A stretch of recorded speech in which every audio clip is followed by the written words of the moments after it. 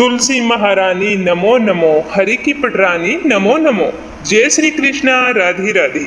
देव शनि एकादशी का व्रत रखने वाले सभी भक्तों को भगवान विष्णु का संपूर्ण आशीर्वाद प्राप्त हो तथा समस्त मनोकामनाएं पूर्ण हो। ऐसे ही मंगल कामना करते हुए आज द्वादशी तिथि पर मैं सुना रही हूँ तुलसी माता की संपूर्ण कथा, जो एकादशी व्रत का पारण करने से पहले अवश्य सुननी चाहिए। हिंदू धर्म में तुलसी को विशेष महत्व दिया गया है। तुलसी को हरि वल्लभा भी कहा जाता है, क्योंकि ये विष्णु जी को बहुत ही प्रिय है। बिना तुलसी दल के विष्णु भगवान की पूजा अधूरी मानी जाती है। इसीलिए एकादशी का व्रत रखने वालों को द्वादशी तिथि पर तुलसी पूजा अवश्य करनी चाहिए, क्योंकि एकादशी के दिन हम सिर्फ तुलसी माता की कथा सुन सकते हैं, लेकिन तुलसी मैया की पूजा नहीं कर सकते, क्योंकि कहा जाता है कि इस दिन माँ तुलसी स्वयं विष्णु भगवान की पूजा में लीन होती है। अगर हम इस दिन तुलसी में जल सींचते हैं तो उनकी तंद्रा भंग होती है। इसीलिए एकादशी के दिन तुलसी के पौधे में जल नहीं सींचना चाहिए। जिस घर में नियमानुसार तुलसी की पूजा की जाती है और जल सींचा जाता है, वहाँ रोग, व्याधि और दरिद्रता कभी नहीं आती। उस घर में माँ लक्ष्मी का वास हमेशा बना रहता है। तो आइए सुनते हैं तुलसी माता की संपूर्ण कथा। बोलो विष्णु भगवान की जय हो, बोलो तुलसी मैया की जय हो। आज जो मैं आपको कथा सुनाने जा रही हूँ, ये कथा शिव महापुराण के अनुसार शंखचूड़ और तुलसी के नाम से सुनी जाती है। श्रीमद् भागवत पुराण के अनुसार यह वृंदा और जलंधर के नाम से सुनी जाती है। तो आज अपने सुनेंगे संपूर्ण कथा। बोलो श्री हरि विष्णु की जय हो। शिव महापुराण के अनुसार प्राचीन काल में राक्षसों का राजा दंभ हुआ करता था, जो कि एक महान विष्णु भगत था। कई वर्षों तक संतान न होने के कारण राजा दंभ ने शुक्राचार्य को अपना गुरु बनाया और उनसे श्री कृष्ण का मंत्र प्राप्त किया।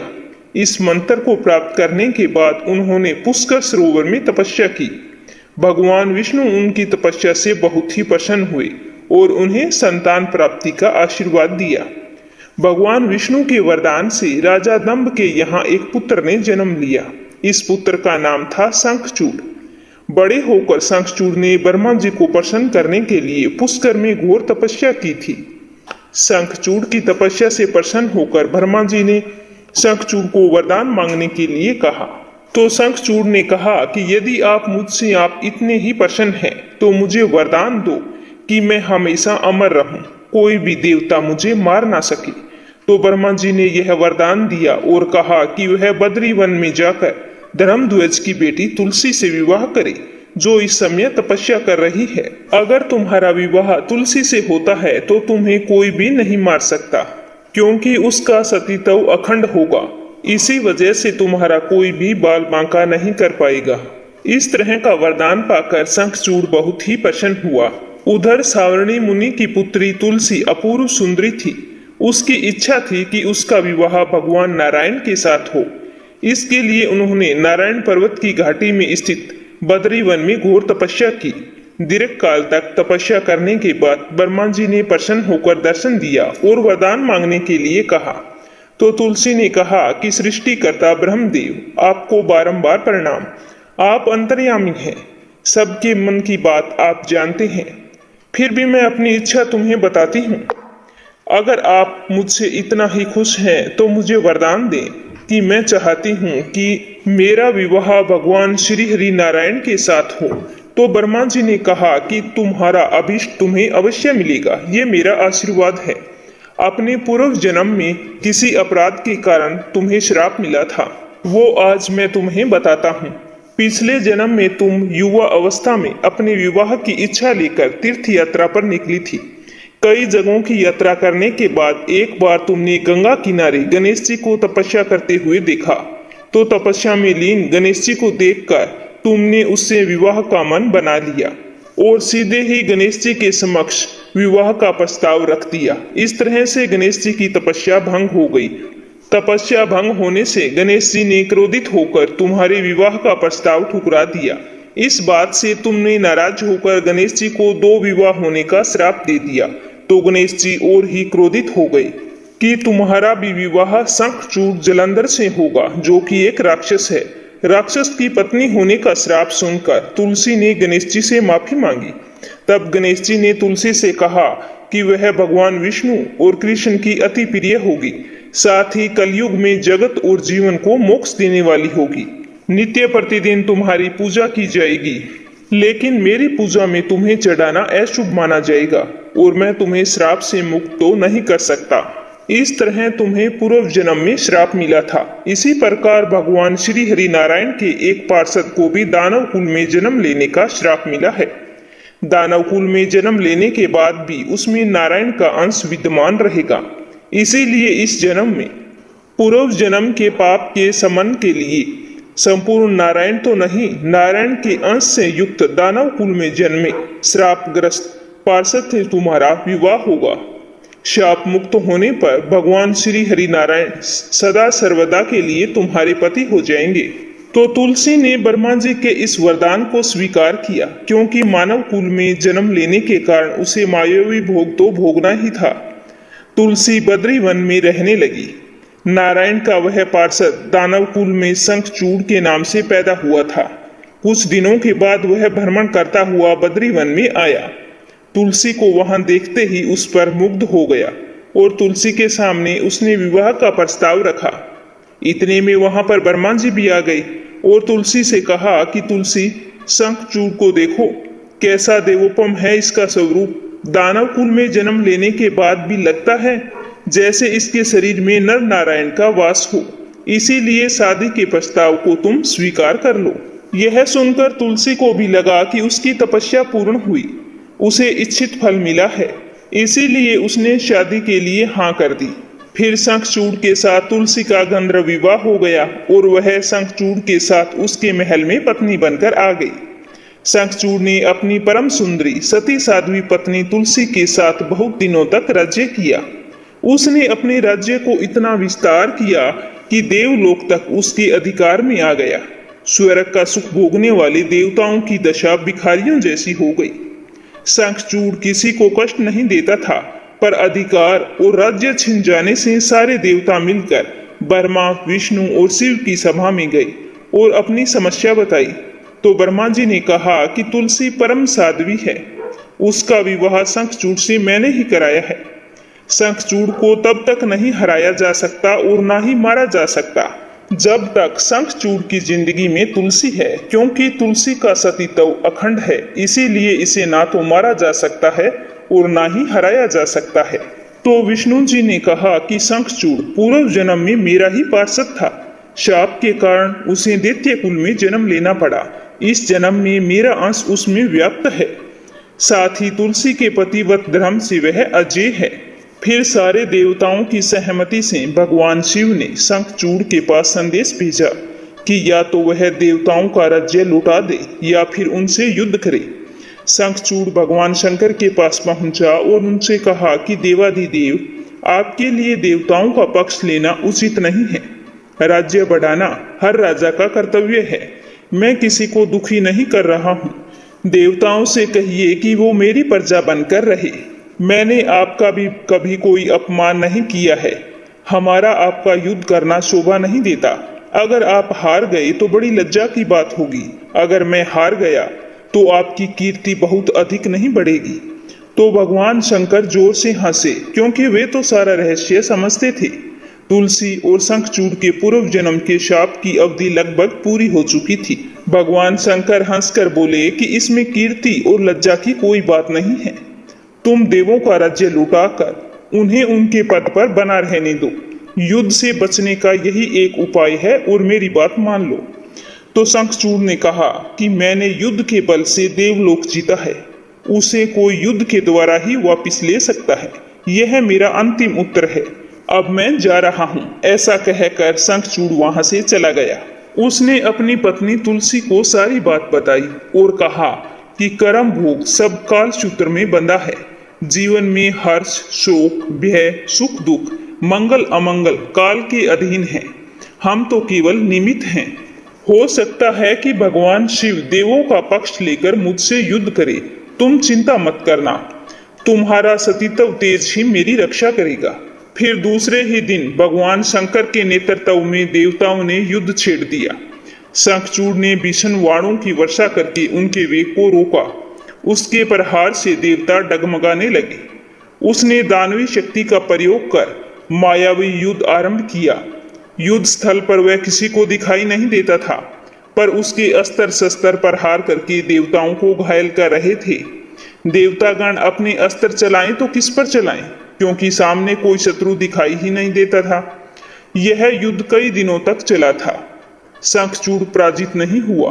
तो भगवान शिव ने विष्णु जी से कहा कि विष्णु कुछ उपाय करो, अन्यथा मेरा सारा यश मिट्टी में मिल जाएगा। तो विष्णु ने सोचा कि बल से तो शंखचूड़ को हराया नहीं जा सकता, इसीलिए छल का सहारा लेना होगा। तो उन्होंने तुरंत अपना स्वरूप शंखचूड़ जैसा बनाया और अस्त्र शस्त्र से सुसज्जित होकर तुलसी के पास चली गई और बोले कि प्रिय, मैं युद्ध जीत आया हूँ। सारे देवता भगवान शंकर समेत हार गए हैं, अब मुझे कोई नहीं मार सकता।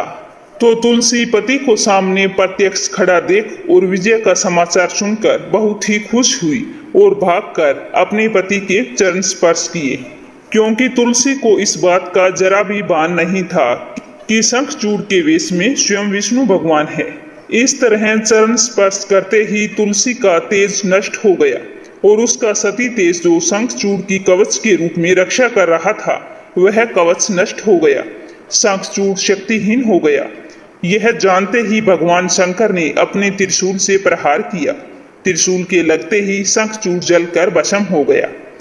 शंखचूड़ के मरने को जानकर विष्णु जी अपने असली स्वरूप में आ गए। तो तुलसी अपने सामने पति शंखचूड़ के स्थान पर भगवान विष्णु को खड़ा देखकर बहुत ही आश्चर्यचकित हुई। तुरंत उसे समझ में आ गया कि स्वयं नारायण ने उसके साथ छल किया है। तो उसे बहुत ही क्रोध आया और क्रोध में आकर उसने श्राप दिया कि एक सती स्त्री का अस्तित्व भंग करने के अपराध में तुम हृदय विहीन पत्थर बन जाओ। भगवान विष्णु ने तुलसी के शाप को शिरोधार्य कर कहा कि देवी, तुम्हारे तथा शंखचूड़ के कल्याण के लिए मुझे ऐसा करना पड़ा। तुम दोनों को शाप मुक्त करना था। अब तुम भी शरीर त्याग कर तुलसी बिरवा के रूप में जन्म लोगी और मेरी पूजा तुलसी दल से होगी। मैं शालिग्राम पत्थर बनूंगा। मेरे शीश पर तुम्हारी आदर से विराजमान होगी। शंखचूड़ की हड्डियों से शंख की उत्पत्ति होगी। उस शंख ध्वनि से देवताओं तथा मेरी पूजा आराधना होगी। जहाँ शंख ध्वनि होगी वहाँ मैं मंगल में विराजमान रहूंगा। तुमने पूर्व जन्म में बद्री वन में मुझे पाने के लिए बहुत बड़ी तपस्या की थी। अब से हमेशा मेरी पूजा अर्चना में तुलसी दल अवश्य चढ़ाया जाएगा। अगर कोई तुलसी दल नहीं चढ़ाएगा तो उसकी पूजा पूरी नहीं होगी। तभी से तुलसी को धार्मिक अनुष्ठानों में विशेष महत्व दिया गया है। तुलसी के पौधे का इस्तेमाल यज्ञ, हवन, पूजन, कर्मकांड, साधना और उपासना आदि में होता है। तुलसी दल का उपयोग भोग और प्रसाद में भी किया जाता है। भगवान श्री हरि के चरणामृत में भी तुलसी का उपयोग जरूरी होता है। ये थी तुलसी माता की कहानी, जो आषाढ़ माह में तुलसी पूजन के समय सुनी जाती है। अब सुनते हैं दूसरी कहानी। किस तरह एक बुढ़िया को तुलसी पूजन करने से मनोवांछित फलों की प्राप्ति हुई। एक समय की बात है, गांव में सारी महिलाएं तुलसी माँ को जल सींचने जाया करती थी। जब सारी महिलाएं तुलसी को सींच कर घर आ जाती तो एक बुढ़िया माई तुलसी माँ को जल सींच कर कहती कि हे तुलसी माता, सबकी दाता, मैं बिड़लो सींचूं तेरो, तू कर निधार मेरो। तुलसी माता अड़ुआ दे, लडुआ दे, पीतांबर की धोती दे, मीठे मीठे ग्रास दे, बैकुंठ का वास दे, चटक की चाल दे, पटक की मोत दे, चंदन का काट दे, झालर की झनकार दे, साईं का राज दे, दाल भात जीवन दे, एकादशी का दिन दे और कृष्ण जी का कांदा दे। जब तुलसी मैया इतनी सारी बात सुनती तो सोच में पड़ जाती।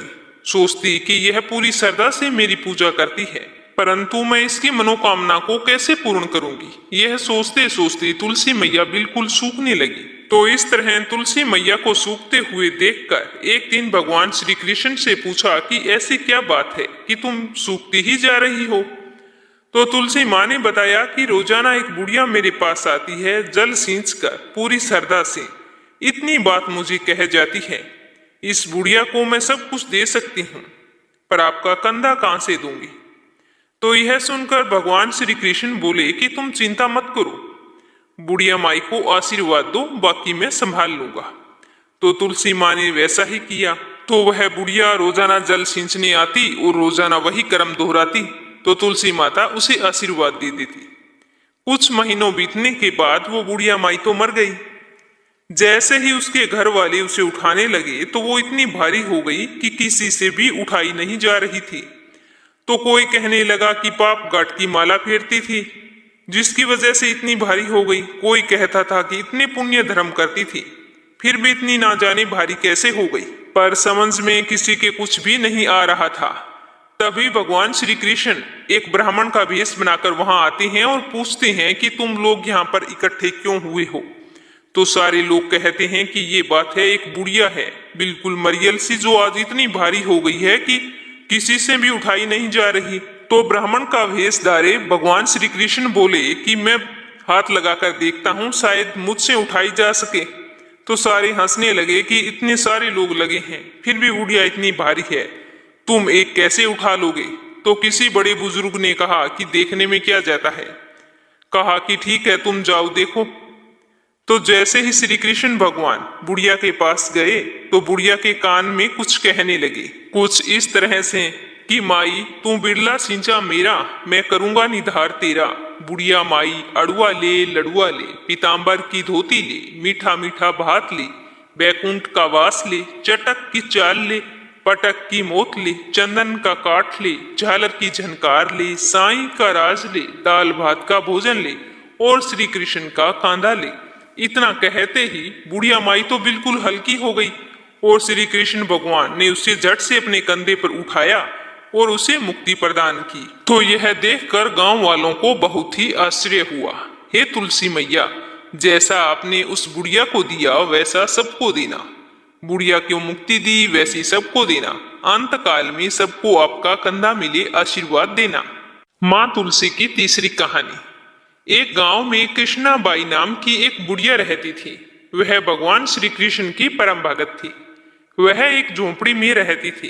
कृष्णाबाई का वास्तविक नाम सुखिया था, पर कृष्ण भक्ति के कारण गांव वालों ने इसका नाम कृष्णाबाई रख दिया। वह घर घर जाकर झाड़ू पोछा, बर्तन साफ करने, खाना बनाना यही काम करती थी। कृष्णाबाई रोजाना फूलों की माला बनाकर दोनों समय भगवान श्री कृष्ण जी को पहनाती थी और घंटों तक कान्हा जी से बातें करते रहती। तो गांव के लोग सोचते कि ये बुढ़िया पागल है। एक रात श्री कृष्ण जी ने अपनी भक्त कृष्णाबाई से कहा कि कल बहुत बड़ा भूचाल आने वाला है, तुम यह गांव छोड़कर दूसरे गांव चली जाओ। अब क्या था, मालिक का आदेश था। कृष्णाबाई ने अपना सामान जल्दी जल्दी इकट्ठा किया। गांव वालों ने पूछा कि तुम सामान इकट्ठा करके कहाँ जा रही हो, हमारे घरों का काम कौन करेगा।